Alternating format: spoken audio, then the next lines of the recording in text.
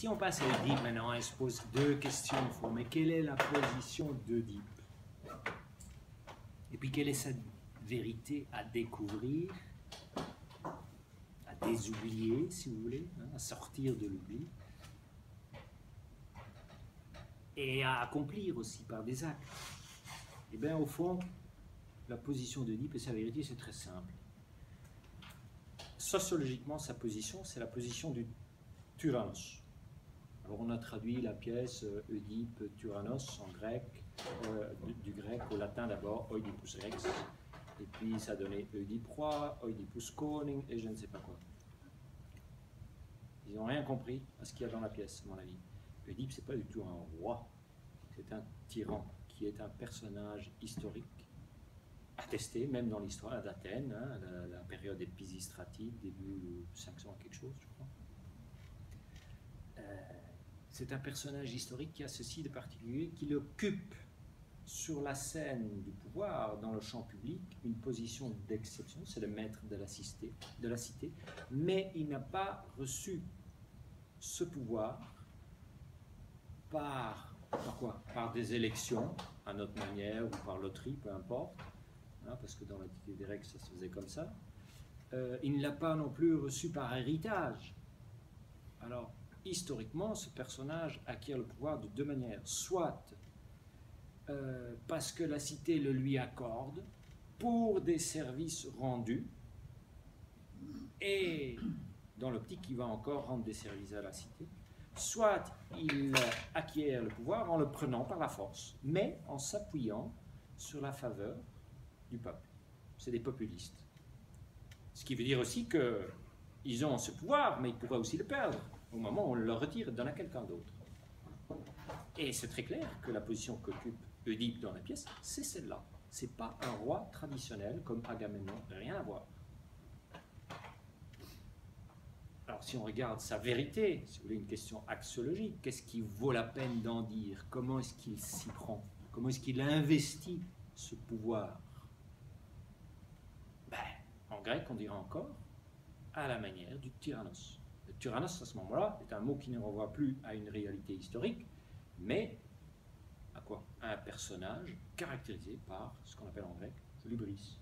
Dans le texte de Sophocle, pendant un certain temps, le mot tyrannos est neutre, c'est celui qui exerce le pouvoir suprême. Hein. Et puis à un certain moment, il y a le cœur qui dit quelque part hybris futue tyrannos. L'hybris engendre le tyran. Là, on parle d'un jugement, d'une valeur accordée à cette position. Oedipe se conduit en tyran, c'est-à-dire il est extrêmement ambitieux, il est complètement aveuglé, il ne recule devant rien ni personne, il est totalement insensible à la mesure du bien et du mal que pourrait donner quelqu'un d'autre. Il est tellement convaincu qu'il agit pour le bien de la cité. Et il est travaillé par une ambition, une soif absolue pour la vérité, c'est-à-dire pour la question à résoudre qui est le meurtrier du roi Laos. Alors, c'est bien la fin de l'histoire, il va découvrir que ce n'est autre que lui-même. Bon. Mais donc, il est travaillé comme un passionnel et il ne reculera devant rien, ce qui, justement, provoque toute la catastrophe. Bon. Alors, la pièce n'aurait pas pu être mieux intitulée que Oedipus Tyrannos. Et donc, c'est complètement absurde de traduire Oedipe roi, Oedipus Koning, ça n'a rien à voir. C'est Oedipe le tyran.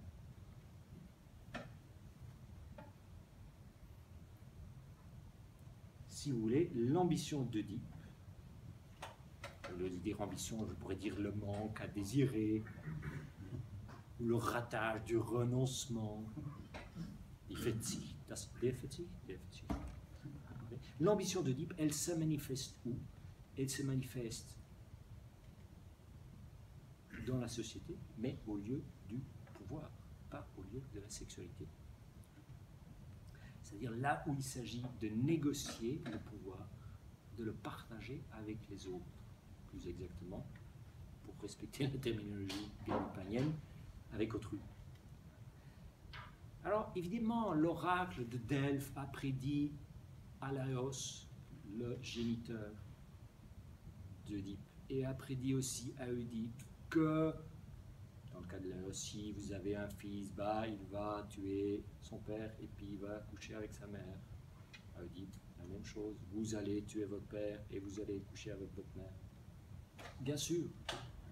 Enfin, si vous lisez bien la pièce, le minimum qu'on puisse quand même dire, c'est que la peste qui met à mort la cité et qui fait que les représentants du peuple vont voir Œdipe au début de la fête, et qui fait qu'il envoie quelqu'un, à savoir Créon, à Delphes pour voir ce qui se passe. La peste, elle règne dans la cité. Pourquoi? Parce que la cité héberge un incestueux? Non, parce qu'elle héberge un meurtrier. C'est très clair. Autrement dit, le thème de l'inceste est au fond tout à fait secondaire dans la pièce. Il s'agit bien d'Œdipe Tyrannos et pas d'un Œdipe qui pervertirait l'alliance. Bon, donc la position d'Œdipe et sa vérité, elle est très claire, elle est très simple. En même temps, c'est très compliqué. Pourquoi?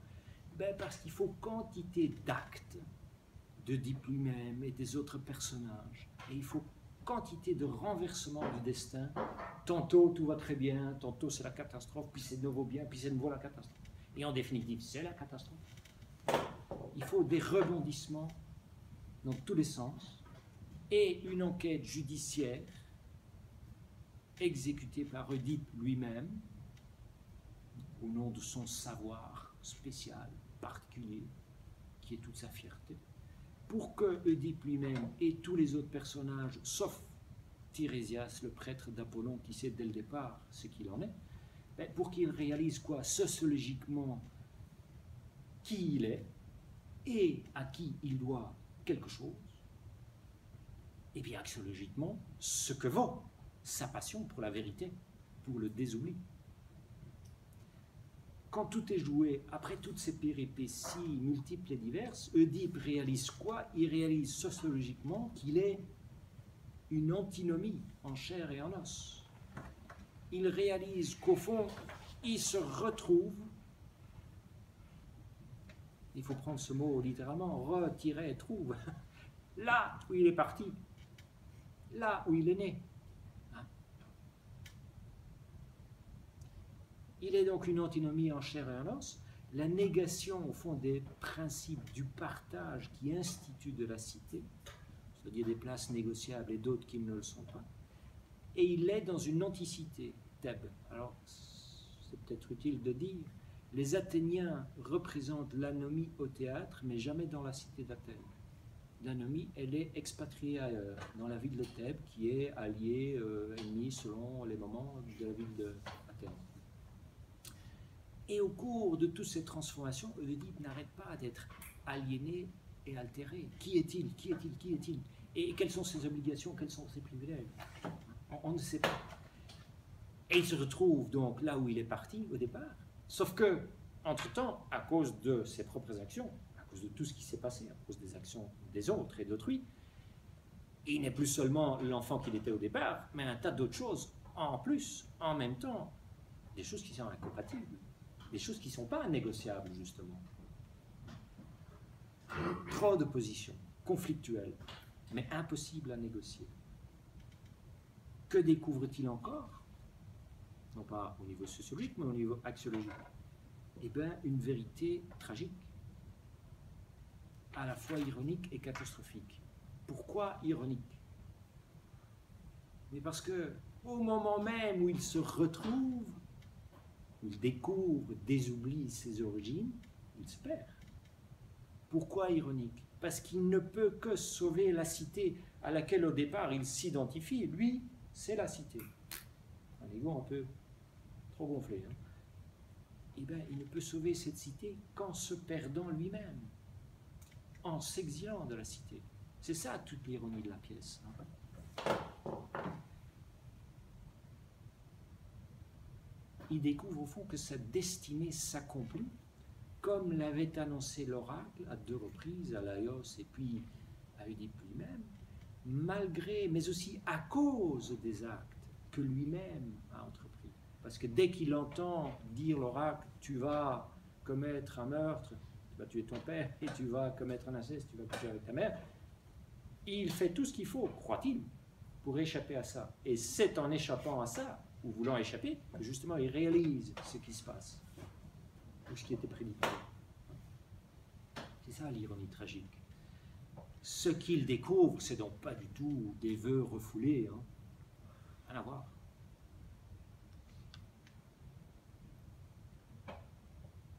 Je passe.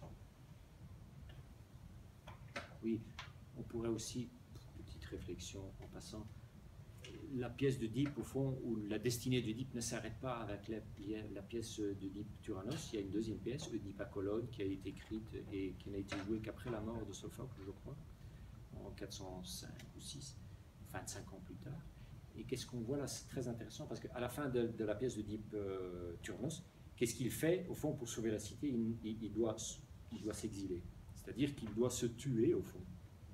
Il doit, si vous voulez, non pas mourir physiquement, mais mourir symboliquement. Il doit être défunt, hors fonction, hors rôle dans la cité.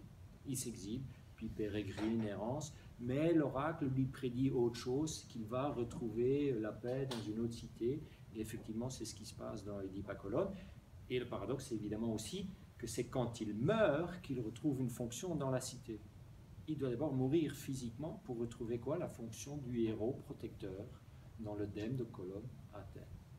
Bon, je dis en passant. Maintenant, on vient dire, mais écoutez, vous n'exagérez pas un peu quand même en prétendant que toute la pièce est vectorisée sur la problématique de la paternité, de la responsabilité, de la transmission des métiers, etc. Après tout, Oedipe est incestueux, non? Et puis Jocaste, elle se suicide parce qu'elle a commis de l'inceste. Et puis, y a-t-il pas ces deux petites, enfin ces deux phrases ou ces deux vers, enfin que prononce Jocaste et qui d'ailleurs ont donné toute l'interprétation de Freud, qui ignore tout le reste du texte, hein, Jocaste qui dit mais t'inquiète pas de ce que l'oracle a dit, tous les humains, les hommes, ils ont bien rêvé une fois de coucher avec leur mère, etc. Il n'y a pas de problème. C'est des racontards, ne prends pas ça au sérieux. Bon. C'est dans le texte, c'est vrai. C'est exact. Et pourtant, il me semble que la pièce de Sophocle met en évidence non pas la problématique d'une alliance pervertie, hein, mais au contraire celle d'un métier, d'un pouvoir à transmettre. Et la pièce montre que c'est raté. Oedipe ne parvient pas à exercer le pouvoir et à le transmettre à ses fils. Si vous regardez la pièce, je vais donner un nombre d'arguments. Comment Oedipe est-il présenté dans la pièce? Dès les premiers vers. Et comment, en écho à cela, se présente-t-il lui-même? Il est présenté dès les premiers vers comme l'homme qui est le maître de la cité. Célèbre. Pourquoi? Parce qu'il a sauvé la cité des griffes de la Sphinge. Parce qu'il a sauvé la cité de la mort. C'est lui qui exerce le pouvoir et on vient le voir parce qu'on espère qu'il va une deuxième fois sauver la cité de la mort. Hein, prouver ce qu'il vaut en danger de mort. Lui-même aussi, il se présente comme ça. Il fait écho à cela.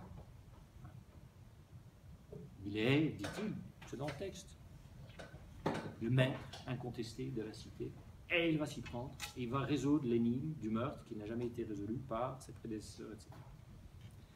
Si vous regardez par exemple les altercations, les disputes qu'Oedipe peut avoir avec Créon et avec Tirésias, de quoi s'agit-il? Eh bien, il se dispute avec Créon parce qu'il croit que Créon veut lui prendre le pouvoir. Sa dispute avec Tirésias, de quoi s'agit-il? Encore une fois, du pouvoir qu'il exerce, au nom d'un certain type de savoir, qui n'est pas celui justement de Tirésias, qui parle au nom d'un autre type de savoir, et qui lui dit très littéralement dans le texte, tu sais, moi je rends service aussi, mais pas à toi, je rends service à Apollon, voilà mon patron, et en plus, je suis un citoyen de la cité comme toi. Et donc je te parle d'égal à égal, et je te dis ce que je pense. C'est comme si c'était un citoyen athénien qui parlait. Ce qui veut dire aussi que Tirésias indique très bien la position d'Oedipe, qui est le maître de la cité, mais c'est un citoyen parmi les autres. Il pourrait être dépossédé de son pouvoir par la cité. Si vous regardez les disputes que peut avoir Oedipe à un certain moment avec Jocaste, de quoi s'agit-il? Évidemment, Oedipe lui adresse la parole en tant qu'époux, c'est-à-dire il dit femme, gunai en grec. Bon. Mais de quoi s'agit-il dans ces disputes? De son ascendance, de ses origines. Qui est-il? D'où vient-il? C'est de ça qu'il s'agit. À tel point qu'il mécomprend en fond tout ce que dit Jocaste. Lui, ce qui l'intéresse, c'est de savoir si, au fond, il est d'origine noble ou vile. S'il est né d'une mésalliance, parce que dans ce cas-là, il n'a aucun droit au pouvoir, et il ne pourra pas non plus transmettre son pouvoir à d'autres.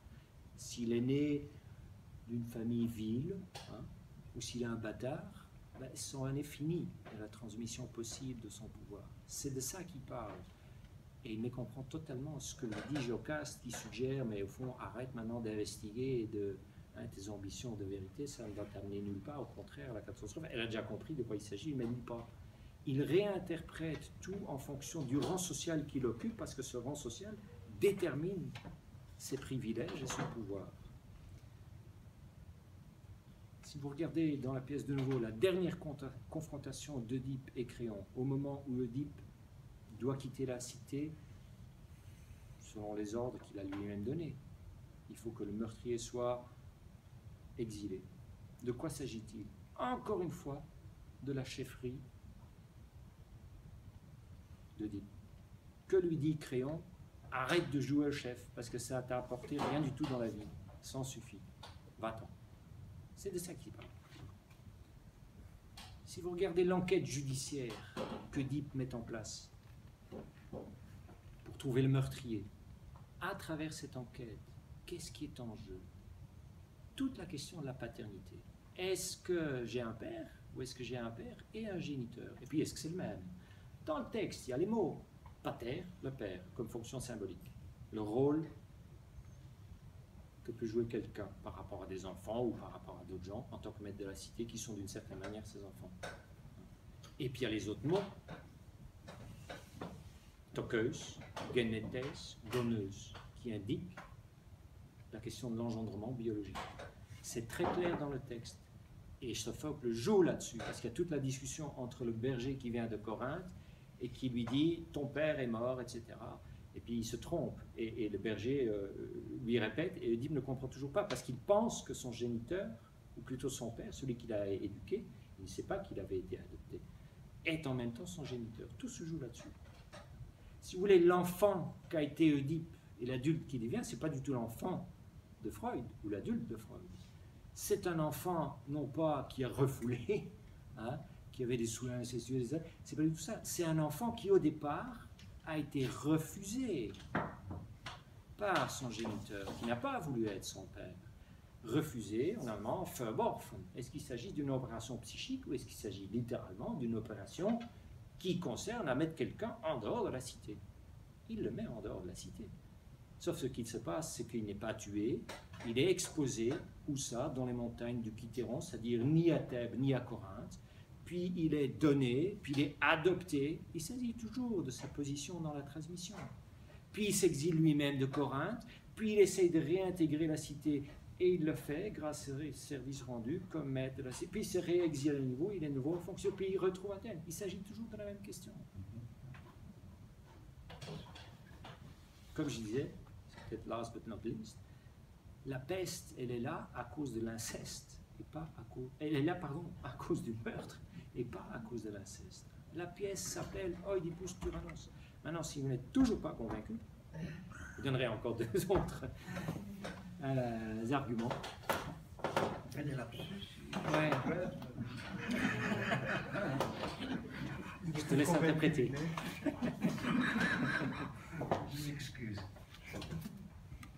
C'est de la fatigue. De Tirésias. Oui. Il y a un Oedipe de Freud et un Oedipe de Sophocle, et ce n'est pas du tout la même. Et il me semble que l'un et l'autre mettent en évidence les deux faces, au fond, de notre existence sociale. Bon. La question des appartenances, des identités, des classifications, puis la question des privilèges, des responsabilités, de la dette, si vous voulez. Alors, si on regarde la question du mariage, Oedipe et Jocaste. Bon.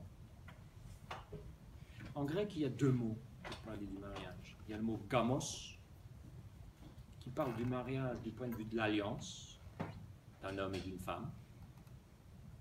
Et puis un deuxième mot qui est enguesis, qui parle du mariage du point de vue de la transmission des avoirs, des titres, des propriétés, de la citoyenneté, etc. Les deux mots, parce que c'est une réalité à deux faces. Préparer quelqu'un à l'alliance serait préparer quelqu'un à travers tout un processus, tout un parcours éducatif qui entérine une différenciation sexuelle. C'est très clair si on regarde par exemple comment sont éduqués les enfants à terre. Bon. Préparer quelqu'un à la transmission, c'est le préparer au fond, de nouveau, à travers tout un processus, toute une éducation, mais qui n'est pas celle de la différenciation sexuelle. C'est celle qui prépare à quoi? À exercer le métier, à un métier, et surtout, le métier par excellence, qui est le métier du citoyen. Ça se fait au palais, ça se fait au gymnase, ça se fait par un service militaire, etc. Alors, bon, il y a donc le gamos et l'enguesis. Et bien, si vous allez regarder dans le texte de Sophocle, vous verrez, le mot enguesis n'apparaît pas tel quel. Par contre, qu'est-ce qu'il dit, Oedipe, à propos du mariage? Je vous dis encore ceci avant. La formule typique, consacrée du mariage, on la connaît à travers un texte du poète dramaturge tardif, helléniste, enfin, Ménandre, et c'est en grec « tauten gnesium paidon ep arotoi soi didomi », c'est-à-dire celle-ci, c'est le père qui parle, celle-ci, tauten, gnesium paidon ep arotoi, en vue d'un labeur d'enfants, mettons vrai, c'est-à-dire autre chose que des bâtards, je te la donne. Et en plus de celle-ci, je te donne une dot. Alors, il faut savoir, bon, si on revient à Lévi-Strauss, il disait qu'il y avait un échange de femmes par les hommes. D'abord, c'est par les hommes qui échangent. C'est un père qui a une transmission à assurer à travers ses fils, mais éventuellement à travers les petits-fils. Donc, il a besoin d'un gendre et il donne cette fille. C'est comme ça que ça se passe. En général, elle est consultée aussi pour savoir si le type lui plaît ou pas. Mais bon, il s'agit de quoi? Il s'agit de conclure quelque chose en vue de la transmission des avoirs du père à ses fils ou, par le biais de la fille, à ses petits-fils. C'est même si vrai que la dot et tous les avoirs et les titres, etc., ne seront pas transmis et seront éventuellement redemandés, redonnés par le gendre s'il n'y a pas d'enfant. Et les enfants dont il parle ici, les vrais enfants, gnesion paidon, c'est quoi? C'est des enfants nés d'une alliance qui est une alliance et pas une mésalliance. Qui donnent donc des enfants qui sont autre chose que des bâtards, des enfants qui pourront être reconnus comme citoyens. Alors, si on vient au texte de Sophocle, que dit Oedipe? Il dit, à un certain moment, mon mariage est un non-mariage. Gamos ouk. Pensez? Gamos agamos. Gamos, alliance qui n'en est pas une. Mais il ajoute tout de suite les conséquences de ça, ou les raisons de ça. Les raisons, c'est quoi? C'est un mariage, non-mariage, à la fois enfanté et enfantant. Le mariage n'en est pas un parce qu'il y a eu enfantement au passé. Donc, il est le fils d'une mère, ça ne peut pas être une alliance. Position impossible. Trop de positions à la fois. Et il dit aussi que c'est un enfant qui ne peut pas enfanter à l'avenir des enfants qui seront des vrais enfants, c'est-à-dire autre chose que des bâtards, qui pourront donc, en revanche, hériter la citoyenneté, etc. Il y a même le mot du labour, c'est une métaphore d'origine agricole, ep arotoi, qui apparaît très clairement dans le texte de Sophocle. Quand il parle donc du mariage, Oedipe parle surtout du fait que le mariage, c'est ce qui rend possible la transmission à travers des enfants. C'est littéralement dans le texte. Seulement, il faut le lire en grec, parce que sinon, avec les traductions, c'est très poétique, ça va, mais on ne voit pas ce qui se trouve dans le texte.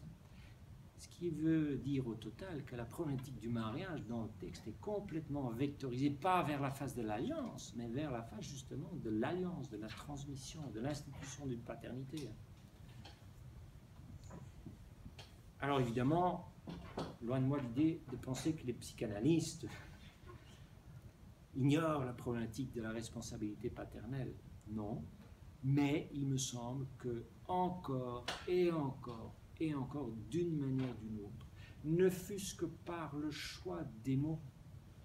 Quand on vous parle en lacanien des formes de la sexuation avec le phallus, etc., ce sont des manières de faire société, manière féminine, manière masculine.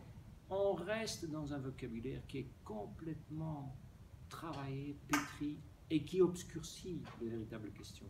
Même si on parle du nom du père, des noms du père, etc.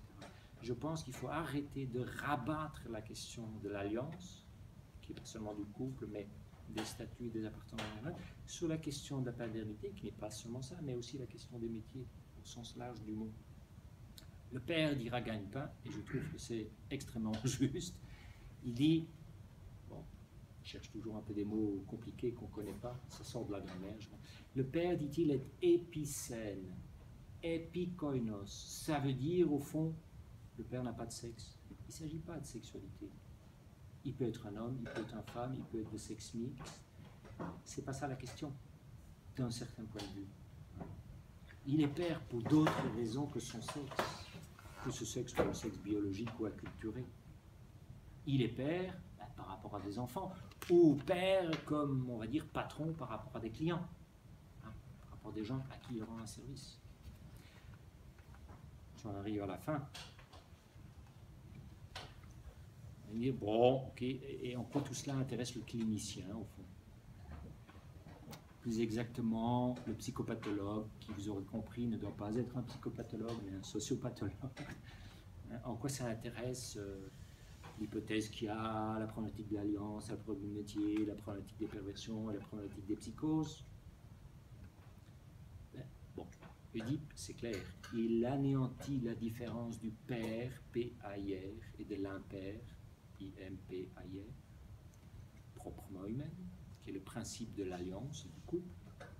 Mais s'il l'annihile, s'il l'anéantit, c'est totalement à son insu, c'est par un concours de circonstances. Il n'y a rien, mais absolument rien dans le texte qui vous ferait penser que Oedipe a quelque chose d'indécent, d'un corrupteur, séducteur, violeur ou je ne sais quoi. Il n'y a rien qui vous fasse penser qu'il y a une espèce d'abus d'identité. On ne sait pas s'il est corinthien ou thébain. Bon, et c'est important parce qu'en fonction du fait qu'il le soit ou pas, il aura certains droits ou pas, il pourra transmettre ou pas. Mais tout ça, c'est secondaire, c'est vectorisé vers autre chose. Il n'a rien d'un pervers, il n'a rien d'un imposteur ou d'un abuseur d'identité. Pour moi, c'est là que se situe la question de la perversion, ça peut se discuter. Par contre, si vous allez regarder en termes médiationnistes, alors, qu'est-ce qu'il y a au niveau de l'autre face? La phase du pouvoir distribué, la phase de la transmission, de la dette, etc. Bon, alors, rapidement, les hypothèses qui restent donc à explorer à l'avenir, notamment en reprenant cette idée de la mise en structure comme l'introduction d'une finitude ou d'un possible fini qui oblige à toutes sortes d'opérations en acte à partir du virtuel. Si vous regardez ce qu'il y a du point de vue des psychoses, c'est-à-dire du point de vue du narcissisme et de la schizophrénie, et du point de vue de la paranoïa, et ça peut-être ça va vous surprendre, du sadomasochisme, qui pour gagne-pain est de l'ordre de la psychose et pas de l'ordre de la perversion, ça peut s'expliquer, et bien vous voyez que là, alors que du point de vue de la perversion, il n'y a rien dans le texte, il y a beaucoup de matériel. Le plus frappant, c'est évidemment le narcissisme d'Oedipe. Sa fierté inébranlable. Il sait. Et son savoir, ce qui lui permet de rendre des services à la cité, au passé comme à l'avenir, croit-il, son savoir est impossible à combiner ou à remplacer par un autre savoir, qui est le type, Qui est le type du savoir mantique, qui est le savoir mantique de Oui. Tirésias. Ah oui, C'est du narcissisme, mais du narcissisme au sens, en quel sens du mot. Si vous regardez dans l'œuvre de Freud, moi ça m'a frappé, il parle de narcissisme, bon, il dit toutes sortes de choses. Une des manières qu'il a de synonymiser ce mot, c'est de dire, voilà, il s'agit de la question de l'Eigenliebe, l'amour-propre. Mais il y a un autre mot qui apparaît aussi dans certains textes, qui n'est pas du tout ça. Il y a un autre mot qui est Selbstherrlichkeit, qui ouvre, si vous voulez, le champ à quoi? Par exemple, à du délire d'auto-engendrement, l'autonomie absolue, je suis ma propre source, j'ai besoin de personne d'autre, etc. Personne ne peut me rendre service, moi je rends tous les services, etc. Alors évidemment, vous avez compris encore une fois que l'ironie de tout le texte, c'est que Oedipe, qui se fige sur son propre savoir, sa spécialité dans le domaine des services, qui est son savoir de type nouveau, de pouvoir faire des enquêtes juridiques sur la base de témoignages et sur la base de raisonnement, qui est en rupture avec les procédures juridiques traditionnelles des milieux aristocratiques d'avant, et qui sont des procédures, donc, qui est la nouvelle procédure dans les idées. Donc son savoir, qui est totalement incompatible, impossible à intégrer avec le savoir mantique, il l'oppose au savoir mantique de Tirésias. En fin de compte, on voit quoi? Que les deux savoirs coïncident. Ce qui a été prédit par l'un est exactement ce que l'autre réalise. Et donc, du point de vue du narcissisme, il y a beaucoup de matériel. Par contre, moi je crois que du point de vue de ce que serait la schizophrénie, il n'y a rien. Et ce ne serait pas non plus impossible à comprendre du point de vue médiationiste, parce que s'il y a un surinvestissement, si vous voulez, un clivage qui fait qu'il y a surtout du narcissisme, automatiquement ça veut dire qu'il n'y a pas de schizophrénie. C'est-à-dire que là où il s'agit d'intégrer plusieurs métiers possibles, négociables, eh bien on voit que tout est toujours systématiquement soumis à un seul point de vue. En termes syntaxiques, on pourrait dire ordonné, coordonné, subordonné pour être exact. Hein? Plusieurs unités de métier, à quoi? À son seul point de vue, qui est le point de vue du savoir. Alors si vous regardez, cette fois non plus, la question du narcissisme, de la schizophrénie, qui pour gagne-pain sont des troubles par excès de culture, par excès de structure implicite, mais d'autres troubles qui seraient le déficit, le pas assez de structure, qui serait pour lui de sadomasochisme et la paranoïa. Qu'est-ce que vous voyez? Eh bien, vous voyez qu'il y a un épisode paranoïaque dans la pièce, c'est-à-dire que Oedipe s'imagine voir des ennemis partout, alors que le seul ennemi, au fond, c'est lui-même pour lui-même. Il croit que les autres vont lui prendre le pouvoir. C'est ça sa dispute avec Créon et Tirésias. Tu veux me prendre ma place? Non. Et puis il y a aussi, du sadomasochisme, ce qu'on pourrait appeler des scénarios d'avilissement. C'est-à-dire qu'il insulte, il disqualifie systématiquement justement les compétences d'autrui. Il disqualifie Tirésias, qui lui dit en réponse justement, gars, moi je suis au service de quelqu'un d'autre, puis en plus je suis ton égal. Il est remis à sa place, mais lui-même ne sait pas comment placer ce bonhomme qui fait autre chose. Et donc il se fige sur ses propres savoirs, sur ses propres compétences, sur ses propres services, en disqualifiant ce qu'il y a de l'autre côté. Voilà. J'en ai beaucoup dit, je m'arrête. Merci.